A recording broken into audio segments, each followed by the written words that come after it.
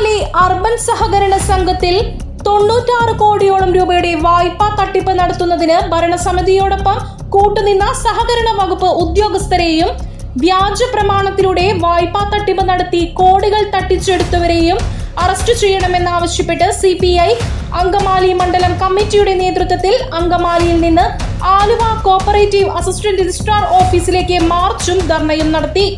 ധർണ CPI ജില്ലാ secretary KM Dinakaran ഉദ്ഘാടനം ചെയ്തു. പോലീസ് കേസെടുക്കുന്ന കാര്യത്തിൽ ഇവിടെ സഖാവ് മുകേഷ് പറഞ്ഞല്ലോ, പോലീസിന് കേസെടുക്കാൻ എന്തോ മടിയുണ്ട് എന്നുള്ളതാണ് പറയുന്നത്. പോലീസ് അങ്ങനെ കേസെടുക്കാൻ കഴിയാതെ വന്നാൽ അതിനുള്ള സംവിധാനമുണ്ട്.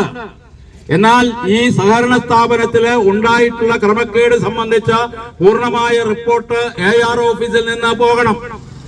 അതിന്റെ അടിസ്ഥാനത്തിൽ നിയമ നടപടി സ്വീകരിക്കണം. ഇപ്പോ ARന്റെ നിരീക്ഷണത്തിലല്ലേ അത് നടക്കുന്നത്.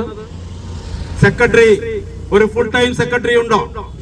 ഒരു ഫുൾ ടൈം സെക്രട്ടറി വേണം. അതുപോലെ പണം കിട്ടാൻ ഉള്ളവനോട് പണം തിരിച്ചു പിടിക്കാൻ കഴിയുന്ന നടപടി സ്വീകരിക്കുന്നുണ്ട്. ഈ മാർച്ച് 31 എന്ന് പറയുന്ന ഈ കഴിഞ്ഞ ദിവസങ്ങളിൽ എനിക്ക് വളരെ സങ്കടം തോന്നിയ കാര്യങ്ങളുണ്ട്.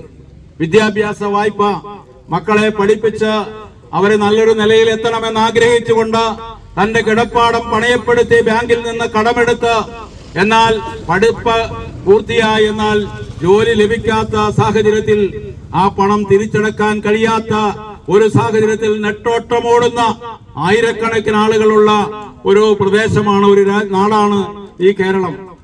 എറണാകുളം ജില്ലയിലെ വിവിധ സഹകരണ സ്ഥാപനങ്ങളിൽ അംഗങ്ങളായിട്ടുള്ളവർ പലതരത്തിലുള്ള വായ്പയെടുത്ത് വായ്പ കൃത്യമായി തിരിച്ചടക്കാൻ കഴിയാതെ വന്നപ്പോ നിങ്ങൾ നടപടി സ്വീകരിച്ചില്ലേ? ജപ്തി നടപടി സ്വീകരിച്ചില്ലേ? എന്തേ ഈ സാധാരണക്കാരായിട്ടുള്ള ആളുകൾ എടുത്ത കടത്തിന് കുടിശ്ശിക വന്നാൽ സ്വീകരിക്കുന്ന നടപടി എന്തുകൊണ്ട്? ഈ സാമ്പത്തികമായ ശേഷിയുള്ള ആളുകൾ, അവർക്ക് സ്വത്തുണ്ട്, അത് കണ്ടുകെട്ടാൻ എന്തേ നിങ്ങൾക്ക് മടി? നിങ്ങൾ ആർക്ക് വേണ്ടിയാണ് ഇവിടെ പ്രവർത്തിക്കുന്നത്? അത് പക്ഷപാതപരമായ സമീപനമാണ്. കേരളത്തിലെ സഹകരണ പ്രസ്ഥാനത്തെ തകർക്കാൻ കഴിയുന്ന തരത്തിൽ ഒരു സംവിധാനമാണ് കേന്ദ്ര ഗവൺമെന്റ് ഒരുക്കിയിട്ടുള്ളത്. ഈ സാധാരണ ബാങ്കുകളിൽ വന്നു ചേരുന്ന പണം അതെല്ലാം റിസർവ് ബാങ്കിന്റെ കൈവശം വന്നു ചേരാൻ കഴിയുന്ന തരത്തിലേക്കുള്ള ആലോചന നടത്തുകയാണ്. അങ്ങനെ ആലോചന നടത്തിയാൽ GST സംവിധാനത്തിലൂടെ ഇന്ത്യയിലെ എല്ലാ സംസ്ഥാനങ്ങളിലെയും നികുതി കേന്ദ്രത്തിൽ ഡൽഹിയിൽ എത്തി കൈവശം വെച്ച് തങ്ങളുടെ താല്പര്യങ്ങൾക്കനുസൃതമായി പ്രവർത്തിക്കുന്ന ഒരു കേന്ദ്ര ഭരണാധികാരികൾ, അങ്ങനെയുള്ള ഒരു സാഹചര്യത്തിൽ ഈ കേരളത്തിലെ സഹകരണ പ്രസ്ഥാനം കണ്ണിലെ കൃഷ്ണമണി പോലെ കാത്തു സൂക്ഷിക്കേണ്ട ഉത്തരവാദിത്തമുണ്ട്. നിക്ഷേപകർക്ക് നിക്ഷേപം തിരിച്ചു കൊടുക്കുന്നതുവരെ സമരം തുടരുമെന്നും ദിനകരൻ പറഞ്ഞു. സമരത്തിന്റെ അടുത്ത ഘട്ടമായി മറ്റു ഓഫീസുകളിലേക്കും വ്യാപിപ്പിക്കുമെന്ന് അദ്ദേഹം വ്യക്തമാക്കി. സമ്മേളനത്തിൽ CPI അങ്കമാലി മണ്ഡലം അസിസ്റ്റന്റ് സെക്രട്ടറി MS ചന്ദ്രബോസ് അധ്യക്ഷനായിരുന്നു.